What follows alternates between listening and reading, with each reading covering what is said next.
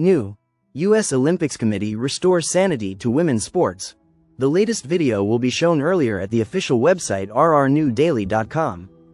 There's been a lot of crazy going around in the last few years, much of it coming from the Biden administration and its pandering to the left on every conceivable issue, even down to letting dudes compete on women's sports teams. Even the U.S. Olympic Committee wasn't immune from this lunacy, but as the man said, the times, they are changing.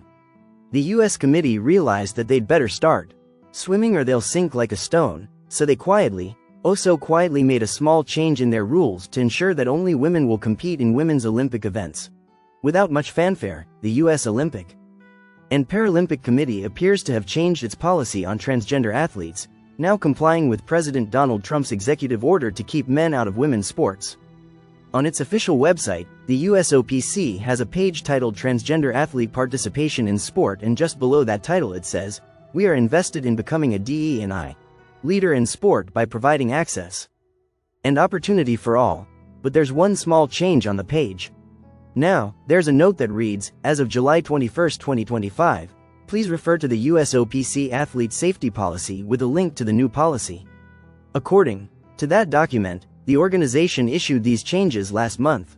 The USOPC has always had an athlete safety policy, so the majority of the 27-page document appears unchanged.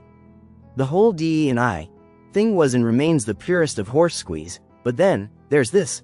However, there is a small addendum to Section 3, which is titled Jurisdiction. Now, Article 3.3, labeled Additional Requirements, states, "The USOPC is committed to protecting opportunities for athletes participating in sport.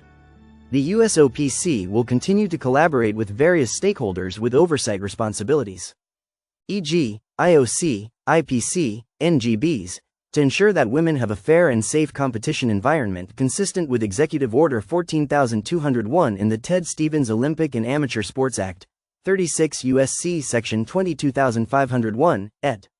Seek." While they didn't expressly state what Executive Order 14201 actually says, it's Trump's order titled, "Keeping Men Out of Women's Sports." So, it seems that the USOPC has finally decided to comply with federal law and ban males from women's sports, even though the addendum doesn't explicitly say that. There are still many other questions out there, though. How is the USOPC going to determine who is eligible to compete in women's sports? As Outkick has reported, the NCAA has a ban on males competing in women's sports, but the organization only requires a person to have a birth certificate stating that an athlete is female. Many states allow people to change their birth certificates to reflect their gender identity instead of their biological sex. There's the rub. This smells a lot like an attempt to comply without really complying, or at least leaving the transgender competitors, men, a way to fudge the system. In other words, to cheat. Some states, yes, will allow transgender people to change their birth certificates. And as this is normally a county-level function, the issue and maintenance of birth certificates is going to be a bear to resolve. Of course, if the Olympic Committee were serious about this, they would simply define women as people with two X chromosomes. They would then have slammed the door on the cheaters. So, the argument over this hideously unfair practice in the Olympics will go on, it seems, a little longer. In the meantime, with the Los Angeles Olympics coming up, the committee could organize a few LA-themed events, like the 300-meter passed-out homeless person hurdle, the ice protest endurance race, or luter wrestling. The latest video will be shown earlier at the official website rrnewdaily.com. Source: Red State.